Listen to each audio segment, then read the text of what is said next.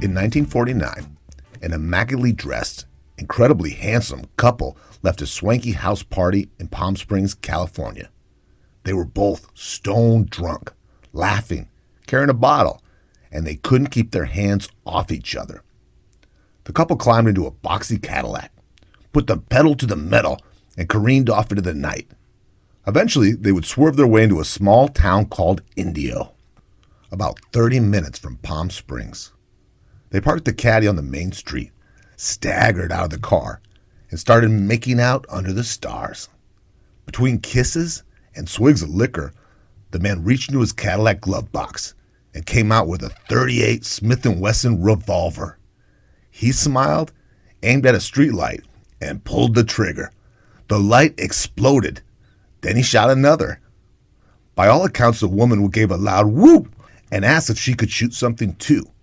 So he brought out another gun from the glove box and handed it to her. She shot first at the sky, wildly.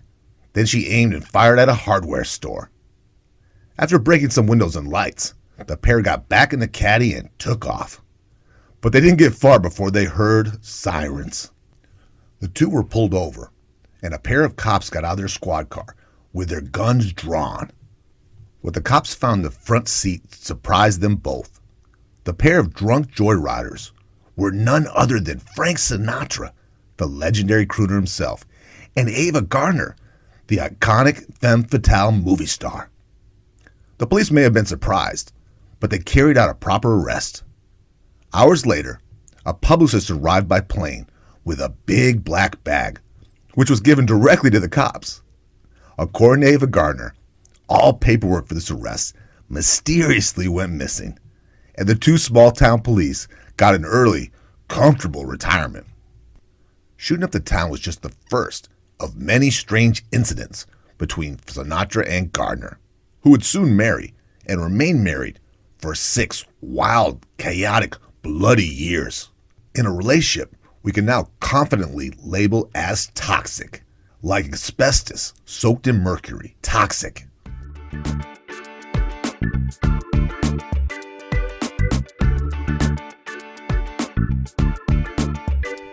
You're listening to The Re-Engineered You. This is a podcast about self-empowerment and all the myths, lies, and misconceptions we tell ourselves. Then we use science and history to bust those myths and re-engineer a better you. I'm your host, Todd Laments, the extrovert. And I'm the writer, researcher, and introvert, Joe Anthony, whose job it is to dig through the outer layer of no-duh on the internet and get to the facts. In May of 2020, this podcast launched its maiden episode. We started with the most interesting self-awareness subject we could think of, a subject that composes the bulk of all great soap operas, docudramas, and HBO original shows. Toxic relationships. We're fascinated by them. We're drawn to them. We can't stop watching them. And in our original episode, we tried to shine a light on them. But over time, Joe and I have become a little less satisfied with how that episode turned out. It was rich and dense, but we felt like we could do it a little more justice now that we have a little more experience, not to mention studio walls. So today we're looking at toxic relationships again, and we're starting by busting a few myths. Myth 1, the heart wants what the heart wants, and we have no say in who we're attracted to. Myth 2, are there warning signs that we're in a toxic relationship or in a doomed relationship? If there is, what do they look like? Myth 3, once in a toxic relationship, it's too late, and there's nothing you can do to make it healthy again. Or is there? But before we get to our myths, I want to tell Joe about how our prime example of a toxic relationship got started. How the sizzling Hollywood starlet met the blue-eyed crooner. So we just heard about how Sinatra and Gardner went and shot up a small town with pistols. That's nuts. That's got to be like the wildest thing they've done, right? Not even close, Joe. These couples ran amok for 6 years. Let me start with how they met. Okay, Ava was a lot younger than Frank, and he had admired her from a distance, but she was still like a kid actress. So, and Ava, from the jump, she did not like Frank. She thought he was, and she quoted this many times, conceited, arrogant, and overpowering. So Frank Sinatra was in his early 40s when he met her, when they actually started talking. And she was only 23. But she was divorced twice already at 23. Okay, so she was an experienced 23. Is that a red flag, Joe? You've already been divorced twice at 23? It might be. We're not going to judge too harshly, but yeah, it does show that there's a little bit of inconsistency. So there's a big age gap. Frank was married, very married, with 3 kids. But he was known in Hollywood and all over the world as having countless affairs. And he blamed all of his affairs as infidelity on his fame. Oh, so he's not taking personal responsibility. It's my fame is doing it. So as a married man with 3 kids cheating every 10 seconds, is that a red flag too? Yeah, I think that's also a red flag. But they did have 3 things in common. They loved jazz music, alcohol, and sex. Okay, well, that's the triumvirate. We're on. It's game on. Sounds like fun, doesn't it? Yeah. I'm not a big fan of jazz music, but the other 2 I am. Now, another thing they had in common, this one kind of blew my mind. They were both very insecure and both dreadfully afraid of being alone. Okay. Insecure. They're both wildly talented, ultra good looking. That's what I'm saying. And we know that they're human, but I don't think of anything. Frank Sinatra to me just oozes confidence. Right. And to think that nobody would want to be with him, right. That's just delusional. Is it bad that almost makes me feel slightly better about being insecure? Like, if these guys are insecure, I'm not doing so bad. As humans, we're all just scared. Okay. That makes sense to me. Now, I know, Joe, you've been digging. So how do we identify toxic people? Okay. I went looking for when the term toxic relationship or toxic people was coined. And what I found was a California-based communications and psychology expert, Dr. Lillian Glass.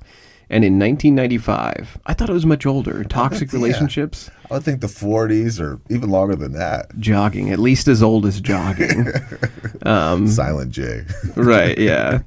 But Dr. Glass, in her book, she said it's any relationship where they don't support each other, and there's conflict where one seeks to undermine the other, and there's competition where there's disrespect and a lack of cohesiveness. So not love and competition, but just competition to be better than their partner. Right, the undermining. Yeah. The idea of competition, you and I have discussed this before. Competition can be a healthy thing if it's friendly and there's love there. But we're looking at competitiveness in emotional traits. So you are emotionally trying to undermine the other person. You are emotionally trying to get the better of them in a situation. I want to get what I want out of it. I want the coffee table I want. I want the food that I want, and I'm going to undermine you to get it. We want them to feel unattractive so they won't leave us. Yes, that is a better example than my material examples. But something else is this can be familial relationships and professional relationships as well. You can work with a boss who undermines you so they can look better. You can end up with a sibling that undermines you so they get more love from the parents. So these are not restricted just to romantic relationships. Although I imagine both Sinatra and Gardner probably had similar relationships to this with their own parents and their own families. Well, right off to the alcoholism was very obvious. I mean, you don't have to be a drug alcohol counselor to see that. I only imagine both of them came from like families that just look like an episode of Mad Men, where it's just alcohol everywhere, bottles clinking, glasses clinking all the time. Well, let me just say that this bothers me, that people this talented, this beautiful, would be afraid of being alone? Right. It doesn't make any sense. Yeah, they could be with anyone they want. All the evidence would say, I'm better than anybody. I can attract anybody I want. I'll never be alone. Right. Well, we talked about during our attraction episode, which is you can literally be an astronaut, and at that point you're limited to other astronauts. So it must be similar to that, where they're both in such a stratosphere that alone to them means literally alone or alone with people who are lesser than. So we're going to talk a little bit about what we first had in the original toxic relationship episode, the maiden voyage of this podcast, the familiarity principle. You mentioned alcoholics, that these two probably had alcoholic fathers. We talked in that episode that it's not just obvious stuff like alcoholism, that if you come from a family where they criticize a lot, or if they parents that tell it like it is, or overly critical, or if they keep social scorekeeping and debts. These are all things that can carry over into adulthood and make it to where it's familiar behavior to you, and thus it's attractive. Well, one of your favorite lines, Joe, I'm going to make you say it again. What is it you said about your family? That they were competitive. I said, I think in the original episode, I said, if we were in the Olympics, it would be for criticism. That's what we're good at. And because it's familiar, I am attracted to people who are outwardly critical. And that is not a good thing. I have to be very aware of that in my life. In his family, that was a sign of intelligence. Exactly. That you can pick something apart and kind of one-up them and say, that's not true. Right. It really was a competitive sport. But you can come from a family where, as we mentioned, there's manipulation. So this is a new component we're introducing to this episode. There are types of manipulators, and this comes from a Time episode or a Time article. And they talk about there's bully manipulators and victim manipulators. Both of those can seem awful familiar. After getting into Sinatra and Gardner, I realized that Sinatra would oftentimes play the victim, and he would make Gardner feel bad for him. And that is a repeating sort of behavior that usually comes from your family. That is exactly the familiarity of attraction. And these come disguised. Your bullies are not all going to be 6'5" with muscles. They come in different ages and different levels of manipulation. Yes, your bully can be an 11-year-old daughter who will not go to bed unless she gets cookies. If you are encountering a behavior in somebody, a romantic partner or a boss or anybody that you're engaged with, and you are attracted to a obviously negative behavior, you should be looking at what is familiar to you from your own family and what's familiar to them from their family, because you too might be repeating and enjoying behaviors that otherwise are negative. So, speaking of negative behavior that might have been seen as attractive to people who may have seen it in their own family, what kind of stuff did Frank and Ava get into that might have been more wild than shooting a town? Well, let me take it from the beginning. When they first got together, they had to be very secretive because he's married. It's bad press for them. So if it got exposed, it would be kind of hurtful to both of their careers. Right. They're both, what do you call it? They're sex icons. Yeah, both of them. And again, it was a different time. This wasn't modern day. Right. Where that would actually probably make them more valuable. And so at first they kind of tried to keep it under the covers. But then friends said they started to have huge blow-ups in public over like tiny little things. They'd pick fights with each other and then have these big dramatic blowouts. Oh, so they were like one of those screaming couples. Oh, absolutely. In public, and everyone knows who they are. They started barely caring about their careers, and they didn't really care about the consequences if other people found out. Okay. But then there was a 1950 photo capturing them in London. And this was a huge hit to Sinatra's career. That's another thing. Do you ever think about Frank Sinatra having bad time in his career? No, my way. I did it my way. That sounds like it was all just joy. Yeah, he never made a wrong move. So this was huge gossip. Now you got to remember, Frank Sinatra, his whole fan base is very, very conservative. Okay. They don't like men.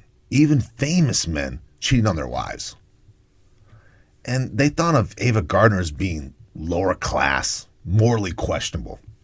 Really? Well, I was about to be shocked by that, but if she's playing femme fatales, that could be sort of intimidating. Sometimes I think you're morally questionable, Joe. I am morally questionable. My moral compass is just a spiral on like a chalkboard. the negative publicity led Frank on a downward spiral, and he would lose a recording and a film contract. So he did the smart thing. He divorced his wife, and he married Ava right away. Oh, God. Okay, so his career is spiraling, and he's like, well, I might as well lean into this. Right, let's make another bad decision. Okay. Now, getting married right away, remember, these two can't be alone for 5 minutes.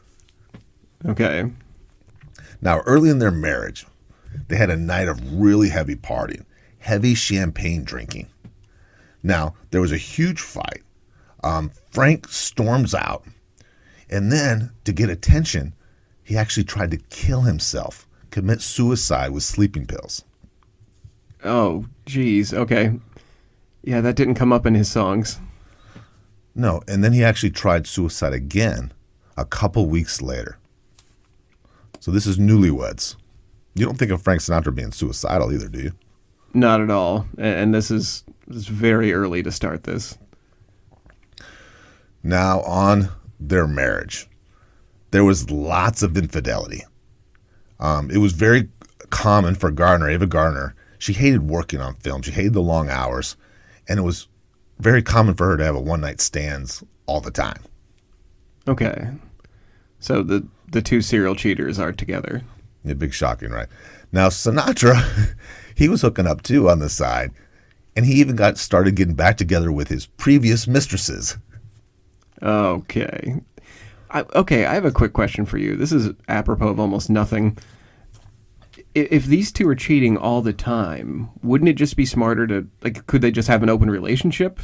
It seems like they were both doing the same thing, but they hated each other for it, or they fought over it. Yeah, or just be single and not go out and where you don't get along. You go to restaurants and make a big scene. And now, Joe, have you ever heard of Frank Sinatra being connected to the mob? I heard rumors, like watching Rat Pack stuff. I heard about it, but I didn't give it any sort of credit. Well, Ava Gardner straightened this out. She said, and this is quote, "Frank was flat broke when we tied the knot. I don't know where those stories came from that the mafia was taking care of him. They should have been, but the family was nowhere to be seen when he needed them."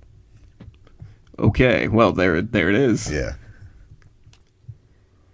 So, just hypothetically, if you were Frank Sinatra's friend, like you were like his drinking buddy or something, would you have been able to spot how bad their relationship was? Like, would you have been able to pull him aside and be like, "Hey, buddy, you guys are not good together"? Yeah, I'd say she's all bad for you guys. You guys embarrass us every time we go to the bar. Right. This has got to stop. The fourth awkward screaming match that you witness at like a bar or a tavern, that's when you step in, right? I can see him throwing things and being all macho and her doing that dainting, fainting. Right. Just those old corny movie moves. Exactly. I imagine he'd be the type to be like, I love her and you won't say anything about her kind of guy. Well, we're going to look at how to spot toxic relationships, because if you're on the outside, like Todd and I are, we're all full of judgment, apparently. But when you're in it, you kind of know. Like I'm sure Sinatra and Ava kept telling themselves, it's bad now, but tomorrow we're going to be better. Like, we're going to fix it. We have potential. We We love each other. Yeah, we're married. We have love. This'll endure. So we're going to talk about the signs of a toxic relationship. And some of these were in the original episode, and some of them are new, so bear with us if you're listening again. But the first and the biggest one, and we're kind of reordering this because it was sort of quite telling. We get to disgust and contempt. Now, this comes from really well-known research. I mean, this is something Dr. Ekman has been almost celebritized in the academic world because he basically invented the idea of microexpressions, and that you can map and track the expressions on the human face. So this is when you go beyond the annoying things like the toilet seat, and we're pushing into disgust. Yes, exactly. we're getting past behavior, and we're trying to look at what can you spot with science that will accurately determine whether or not the relationship is going to last. And one of his most famous studies, they took snapshots of people's faces while they try to solve problems or have like a discussion that is challenging. And when they took little freeze frames of people's faces, little snapshots of their mood, they found out that if the microexpression disgust or contempt showed up too many times, it was a sure sign that they would be divorced or split. In fact, Ekman, the researcher who studied this, could predict with 94% accuracy that a couple would get divorced if he saw it. Something else I would like to mention, though. That's way better than any marriage counselor could ever do. I know. Think about Dr. Ekman. Like, if you're in his office, just anecdotally, if he comes out and he's like rubbing his hands together, he's like, well, I've got bad news. Yeah, it's like, let's not waste any more time here. Right. Oh my God. Think about going out, like you and your date going to dinner with him, and he's just sort of leaned back, arms crossed, shaking his head. Right. He always has divorce lawyer cards in his wallet he hands out to you. Right. Something I wanted to mention about Ava Gardner and Sinatra, though. The disgust and contempt, I'm sure, was there from time to time. I mean, they may have loved each other, but they couldn't have been happy with each other's behavior. The negative emotions can be just as familiar and go unnoticed by us because we're attracted to them, or at least we're familiar with them enough to deal with them. So that's how our family treated us. Exactly. Like my family, you can't show at least a little tiny bit of contempt if you're criticizing something. So criticism, things that go unnoticed, again, social scorekeeping, those all sort of roll into familiarity, and those can deal with disgust or contempt. Another point we made in the last time we covered this was low self-esteem partners who put in the work, who do the most sacrifice, they end up regretting it. And this is kind of a no-duh thing, but I'll ask you, Todd, have you ever been in a relationship where you felt like you were putting in all the work? Oh, absolutely. And how long did that sort of take to like build up and make you regret or at least feel negative emotion toward the other person? It takes a while because you keep doing it. You keep putting money in that bank account to think that they're going to come back and you're going to get all that. It's going to be even. You're going to get all those riches back. Right. Or that they'll recognize that you've been putting in so much work. They'll be like, hey, you know, that's an expression of love, and thank you for that. Well, as a young man, I used to always do this, and I knew this was very unhealthy, and I've been in a lot of toxic relationships. But I always would compare with who they were with before and what that person would do for them. Mm-hmm. So I thought if I did more things that they told me are important to them, that their ex didn't do, that they would love me more than that person. That just makes perfect sense to me. Right. I think that's a really good, like you're comparing yourself to somebody else and their score. Like you're beating a high score on like a video game in an arcade, and you're like, but I did better than that person. And then they go back to that person and you're 100% off. Right, exactly. This also comes from a Science Daily article. Everything we quote, we're going to provide links into our research, so you can go back and check up on us and then come and talk to us afterward. But yeah, lower self-esteem partners in relationships, they come back feeling less supported, especially after they sacrifice for a partner who does not recognize it. So that if you have low self-esteem, you're more likely to put in the extra work, and you're more likely to have greater regrets afterward.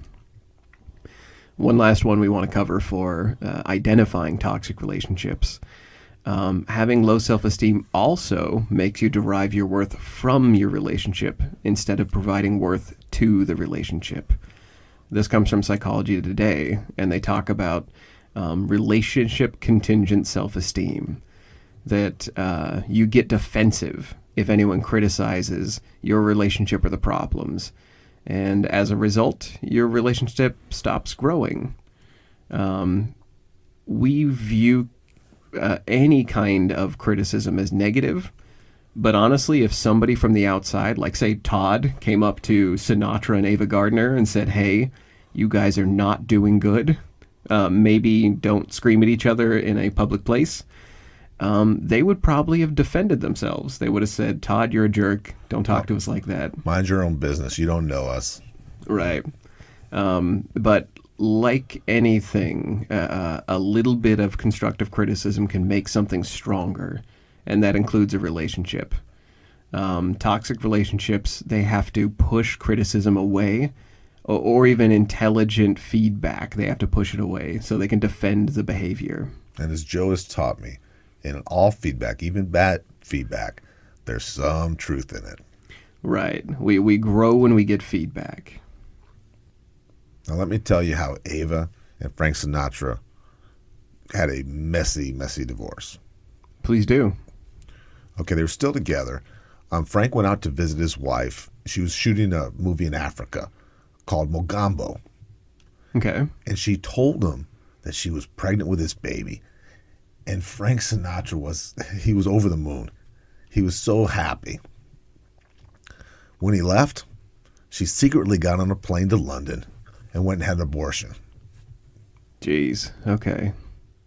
After that, when the Mogambo shoot was wrapped up and it was finished, she didn't go home to her husband. She went to Spain, and there was a bullfighter there named Luis Miguel de Winguin. And she started having an affair with him. Wow.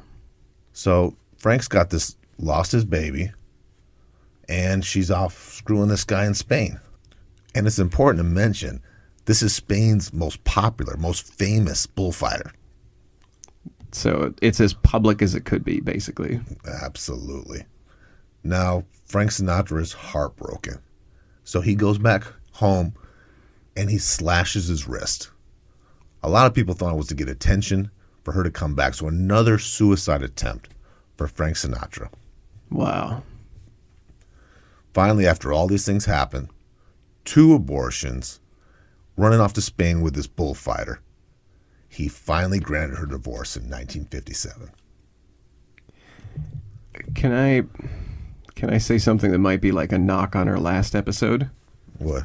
This is so much wilder than Lord Byron. And Lord Byron is an absolute... He's the guy who wrote Don Juan. He is a derelict. Yeah. I mean, he had sex with everybody in his family. These guys are even wilder than them. Yeah, this is more gasoline and fire. Well, speaking of couples that should never be together, do you want to talk about how to salvage a toxic relationship? Yeah, turn it around. Okay. I think our goal has eventually become on this show to make us have a little bit of know-how by the end of it. That we want to be more self-aware every time we sort of wrap and conclude. So we want to talk about how to salvage toxic relationships once you realize that they are, in fact, toxic. Once you can look back and say, yes, here are the familiar behaviors. We're both serial cheaters, or we both criticize too much, or we both rely on each other too much for things. One of the best examples of how to salvage a relationship that I found, and I actually stand by this, Gottman and Levinson's golden ratio. We've talked about it in the original episode. It has come up multiple episodes now. I can't pinpoint all of them, but this came from the 1970s. And Joe and I have used this in our life. Yes, absolutely. And I will explain a little bit. We'll take turns. We'll say how we've used this before. But back in the 1970s, they did a study where they sat down a couple and they gave them a conflict to solve in 15 minutes. And then they went back and they watched the tape. And after carefully reviewing the tapes, they would follow up with them 9 years later. And they found out that they could predict, after watching these tapes with over 90% accuracy, whether or not they would still be together. The way they did that, do you want to spoil it, Todd? Too many negatives in a relationship will kill a relationship. Well said. They found in the study that a ratio of 5 positive expressions for every 1 negative can make a relationship healthy. Now let me break this down for you, because for years I've lived my life. If I screw up something, I go buy flowers and we're good. We're even. We're Right. back on track. But if I do 1 screw up, I have to do 5 things Yes. just to even that out, just to be at 0 again. Right. And it is incredible when you start self-analyzing and you start having that awareness to recognize and self-monitor when you're doing negatives, because the negatives are not what you'd think they'd be. I always imagine a negative in a relationship is like telling somebody they're annoying you, or discussing somebody in negative light, or saying that's not a flattering dress. It can be almost anything. Like here's one that came up for me. I'm a problem solver. So if somebody has an issue, I want to help them solve it, and I have data, and I study, and I look into things. And my negatives were coming from wanting to solve people. Yeah, when the people just want you to listen and empathize with them a little bit. Exactly. But me wanting to delve deep and get into, what's wrong with them, it was a negative. It was skewing my ratio. And they're feeling like you're being critical of them. Yeah. Do you ever do scorekeeping to get that ratio out? Do you ever like monitor yourself now and you're like, okay, I said something negative, now I got to give 5 compliments? I do. And what I've noticed before is, in my family, we're extroverted, we're very outgoing, we're very emotional. So we think it's okay to just say what you think. Yeah. And now I'm a little bit more careful. I pick my words. And what I don't do is I don't always have to say something. Because if it comes off as even interpreted as negative, and that's a lot of it is, you don't have the intention to be negative, but they think that's a negative thing, then you need to do 5 good things to get them back on track. Right. And I don't want to drive people that I love or people in my life to disgust. I don't want them to find me disgust me. I don't want to get there. You don't want to drive them to Madrid where they can find comfort in the arms of a bullfighter? I could just see his handsome ass too, can't you? With the chest hair coming out and the dark, perfect hair. I don't know why in my mind he was wearing the actual Matador uniform when she lands. Like, he's got a sign for Ava Gardner. Anybody'd be jealous of that. Yeah. Well, fear not, everybody. If you get the ratio right, if you have 5 positive things to 1 negative, you don't have to keep score either. You don't have to have a notepad in your pocket, tallying it up. Just being aware that ratio exists, and that, criticisms and even negative observations and even my, problem solving people, those can all be negatives. And you can kind of get a running start too. You can kind of cheat and get ahead. Yeah, you can start with the positives. You don't have to screw up first. Yeah. Be proactive, because you know that you're going to mess up, right? You know yourself. Right. History has shown you're going to screw up soon. Yeah, I know I'm going to criticize at some point, so I lay the groundwork for that. I found another really neat study about cheating and about toxic relationships. Did you know? Okay, have you ever seen the Marilyn Monroe movie, The 7-Year Itch? No. Okay. Have you heard the term? Yes. Okay. That after 7 years, you're done with what you want. You want something new. Right. So they did some. There's a Scientific American article that talks about the biological basis for the 7-year itch. It was very fascinating. I just threw this in here because I thought the study was great, and it explains why some relationships start turning toxic after you've been in them for a long time, specifically 7 years. When love turns to hate. Right. Everyone kind of assumes it's because after 7 years you know each other too well. Like your behaviors get bad. You can hear each other smacking your lips when you're eating. Yeah, the things you thought were cute at the beginning are getting friggin' annoying. Right, you're tired of the hair clogging the drain. You're ready to pour Drano on them while they sleep. Well, there is actually a scientific basis for the 7-year itch. In this article, they talk about studies and figuring out, okay, what is the peak reproductive year? How long does it take for children to become mobile on their own? They mostly looked at men ages 25 to 29 and women 20 to 24. And they found out that among them, well, I'll just sort of skip to the end. They figured out that it takes about 7 years. Parents who are at reproductive age are at divorce peak after only 4 years. And then it kind of goes through a potential splitting period for the following 3. And the reason why is because if you have a toddler, and they're about 4 years old, that's like the right time for them to not be eaten by lions. Before 4 or 5. You can move on. They're good. Right, exactly. Yeah, that's effectively what this you- boils down to is you guys get together, you stay together for 4-ish years. You watch Suddenly the you kid have a 12 kid. hours. I watch the kid 12 hours. Doesn't get eaten by a lion. Then we can go sleep with somebody else. Right. Once that kid hits 4 or 5, they can take instructions. They can be told, follow me closely through the brush. Don't make too much noise. They can generally start listening to us, and they can start walking and moving on their own. So yeah, there's potentially a scientific basis for why we get antsy after, 4 to 7 years.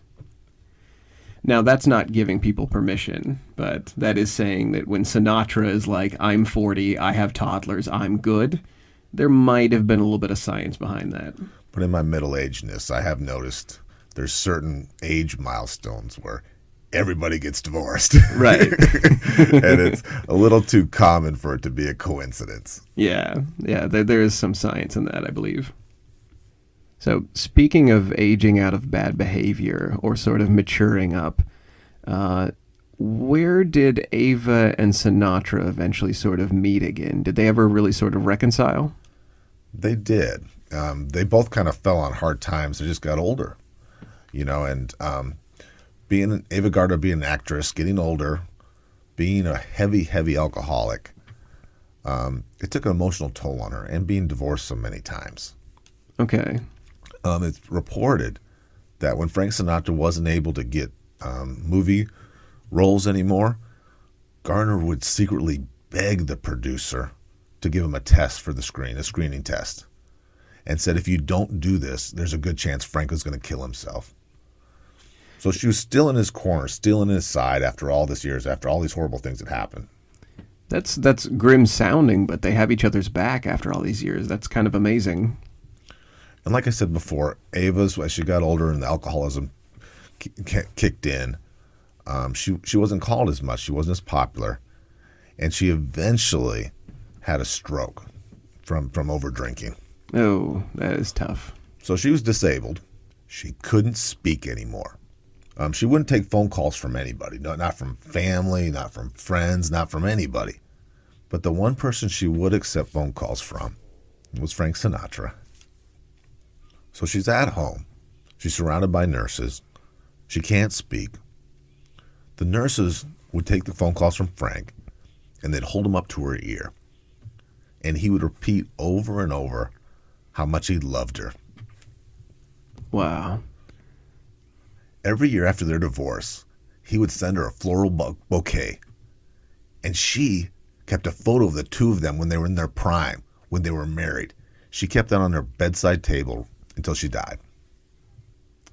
Even as toxic as things were for them, as much as they were afraid of ending up alone, they kept talking to each other and supporting each other to the end. Toxic relationships can hang in there. But yeah, and it's very sweet. That last part I think is just very, very sweet. That is beautiful. It may not make up for the bullfighter, but that is beautiful. 6 months ago, the re-engineered you told you that mindfulness and awareness is your best advantage against ending up in a dysfunctional relationship. And it's just as true today as it's ever been. You do not have to get locked in a toxic pattern of dysfunction. You do not have to repeat abuse or pain or neglect. By recognizing your attraction and what familiar traits you've drawn to, you can subvert a toxic outcome. It's in your power to see and change the ways you engage in romantic relationships. Try to recognize early when disgust and negative communication slips into your regular conversation. Monitor yourself and your partner to see if one of you is deriving your worth from the relationship status and not from each other. And if you find yourself sacrificed for the other person and feel let down by their lack of support in return, you may want to look at your own self-esteem. Lastly, if you recognize the signs of a toxic relationship, but you absolutely cannot let go of your own Ava Gardner or Frank Sinatra, practice the golden ratio. Monitor yourself. Monitor your negative interactions. And for every criticism or insult or angry remark you let slip out, Try to couple it with 5 positives. Even if you have to get those in like Sinatra. Repeating over the phone, I love you, I love you, I love you.